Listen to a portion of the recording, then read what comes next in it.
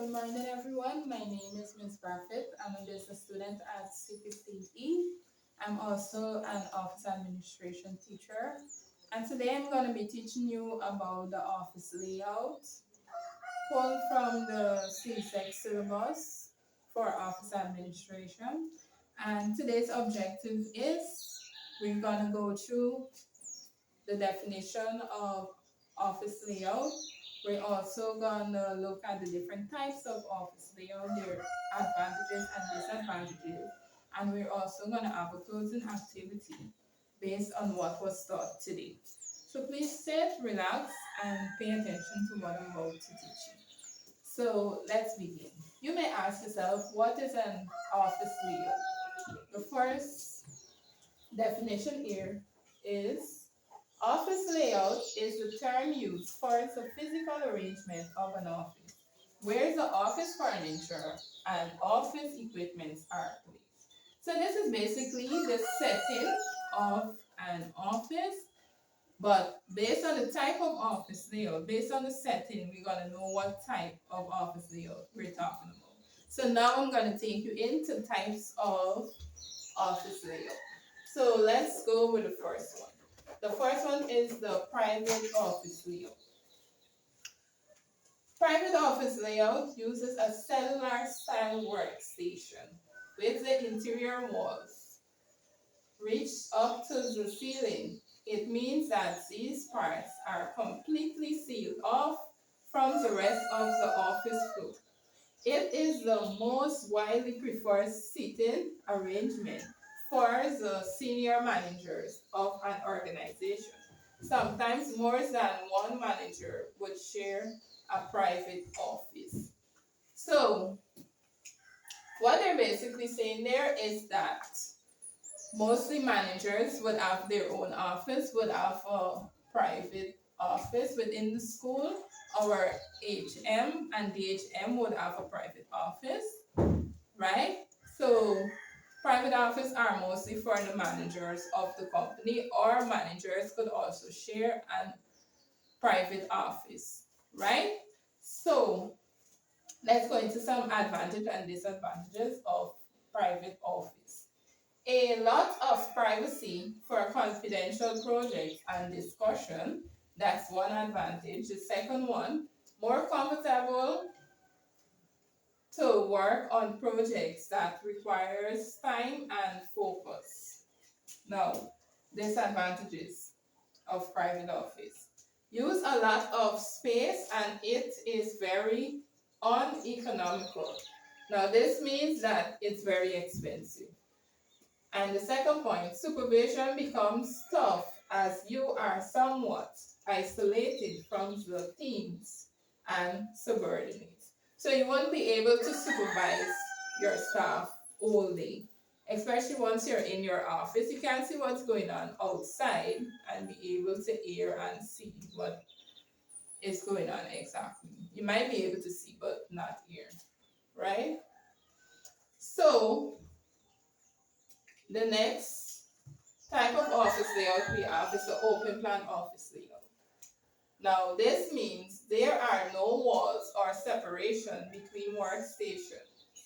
Instead, they get defined by furniture in the office area, including cupboards, shelves, cabinets, etc.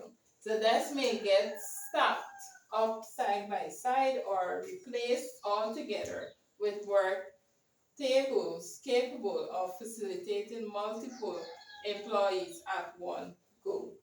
Now, when we talk about the open plan office is a wide open space where you have multiple chairs, desks, computers, all the thing, and you have multiple workers working together as a team, right?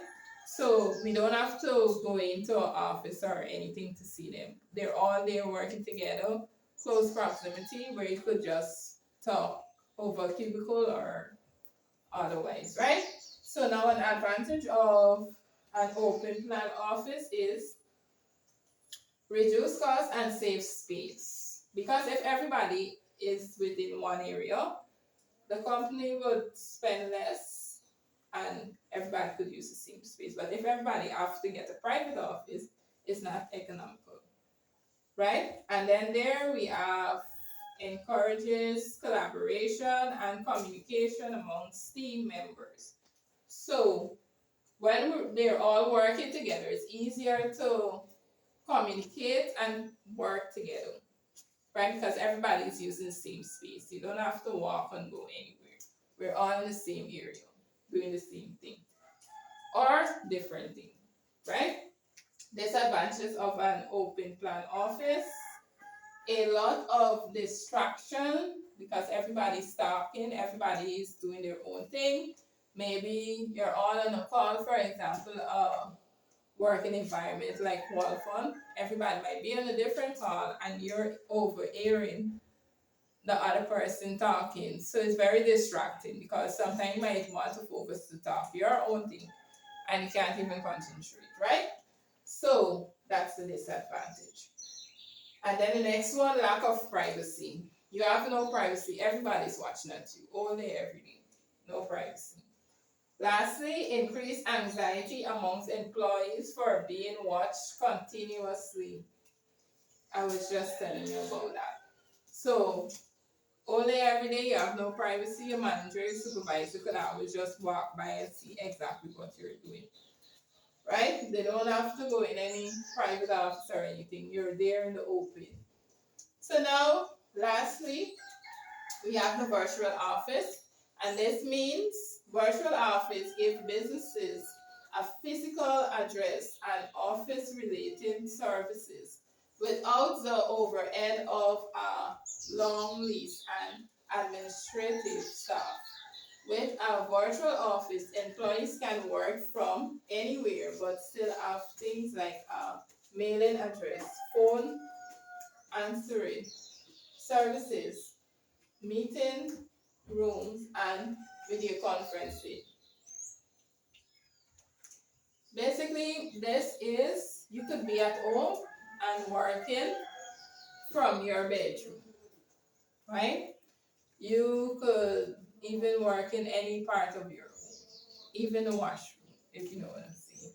So, this is very beneficial to persons that don't like leaving their home and like to stay in and just work, and you could still maintain yourself because you will still be receiving a salary, right? And the advantage of virtual office, there may be greater employee productivity. Now, if you're at home and you have all the time in the world, maybe you will be able to do the work because you don't have to spend time preparing to go and catch transportation or whatever. You're home there, you wake up, you do your work, and you always make sure you do your work when you're working from home because you don't want to look unproductive, right? You don't want to be laid off or fired. So persons tend to produce more so their boss or company could feel satisfied, like they're doing their job. So that's an advantage. Next one, work hours can be flexible. So you could work at your own pace, you could wake up at your own time, right? You could get all your work done within a certain period of time and still have a lot of time leave over for yourself. Next point, the employee can wear any type of clothing. You could wake up in your pajamas and start working because nobody's paying attention to your clothing, right? And also, you don't have to go and spend a whole set of money to buy fancy clothes to look good in the office. You can just wear whatever you want because nobody's looking. And now we have disadvantages of virtual office. Greater self-discipline is required because where greater self-discipline is required, you have to be able to manage your time. There's nobody's gonna manage your time for you. You have to manage your time to make sure that your employer is satisfied with your productive time.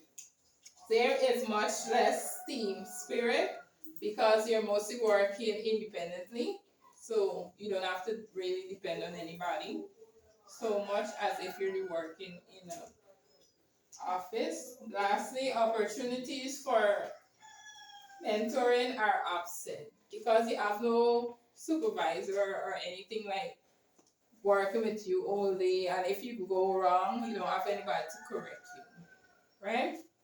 So that's what that means. And lastly, we have our activity, closing activity. I would like for you to attend doing this. We have the three different types of office layout here, pictures of them. And then we have the name, open plan, private, virtual. They're not lined up together. So what I would need you to do is just match the correct office layout to the correct picture.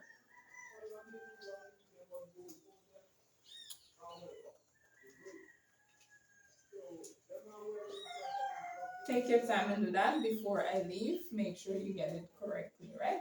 Correct.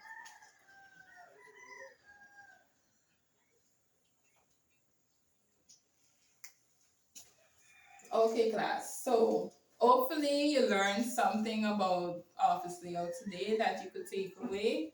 And maybe when you get your fancy job in the office, I hope you remember what I taught you, right? And I do hope that you have a blessed day and take care. Bye.